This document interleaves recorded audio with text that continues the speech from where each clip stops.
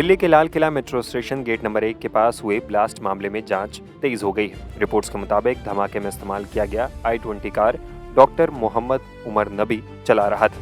उमर पुलवामा का रहने वाला है। पुलिस सूत्रों के मुताबिक उमर ने विस्फोटकों के साथ खुद को उड़ा लिया।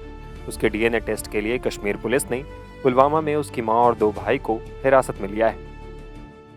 हम जानना चाहेंगे कि आज आपके घर पे पुलिस आई थी, आपके किन किन लोगों को यहाँ से पुलिस ने उठाया है? मेरे शौहर को, मेरे देवर को और मेरी सास को। क्या बोल के आपके सिक्योरिटी फोर्सेस ने क्या बोला और क्यों ले गए उनको? नहीं, वो पहले उन्होंने कहा कि उमर कहाँ, हमने बोला दिल्ली में है, उमर दिल्ली में है। हमें थोड़ी सी पूछताछ करके उनको ले जा सकते हैं, फिर उनको लेके गए। आपकी बात कब हुई थी उमर से? और लास्ट फ्राइडे को हमने बात की थी। लास्ट फ्राइडे, उसके बाद कोई बात नहीं हुई? उसके बाद कोई बात नहीं हुई, बस लास्ट फ्राइडे को हमने उमर के साथ बात की थी। आज उमर का जो है नाम आ रहा है, जो दिल्ली में रेड फोर्ट के बाहर अटैक हुआ है, कहा यह जा रहा है कि शायद वो उसमें मुलविस है। आपको लगता है कि ऐसा कुछ हो सकता है? मैं क्या कह सकती हूँ, मुझे तो नहीं लगता, क्योंकि जिस टाइप का वो इंसान था, मुझे हैरत हो रही है। मुझे हैरत हो रही है कि वो ऐसा भी कुछ कर सकता है। वो कब निकले थे कश्मीर से? कहाँ पर नौकरी कर रहे थे आजकल?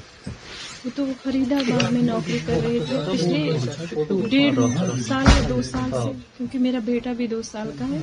उससे पहले वो GMC अनंतनाग में था। और आपके साथ हर हफ्ते राब्ता करते थे? हर बार करते थे ना, बच्चों के साथ बातें करते थे, बच्चों से बहुत प्यार था, जुड़ाव था, लगाव था, उस वजह से वो ज्यादा बातें। वो जब घर आता था ना, वो क्रिकेट में इन्वॉल्व रहता था, बहुत लगाव था, बहुत लत थी क्रिकेट की उसे, बहुत लत।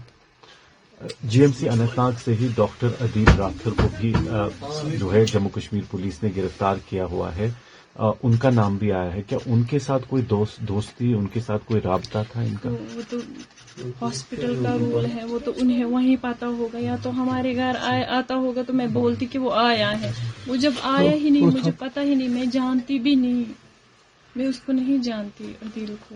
मैंने नाम सुना है आप लोगों से बस। डॉक्टर साहब पर इल्जाम आ रहा है कि इसी ने किया है, जो हमला हुआ इसने किया। इसके हवाले से आपका क्या कहना है?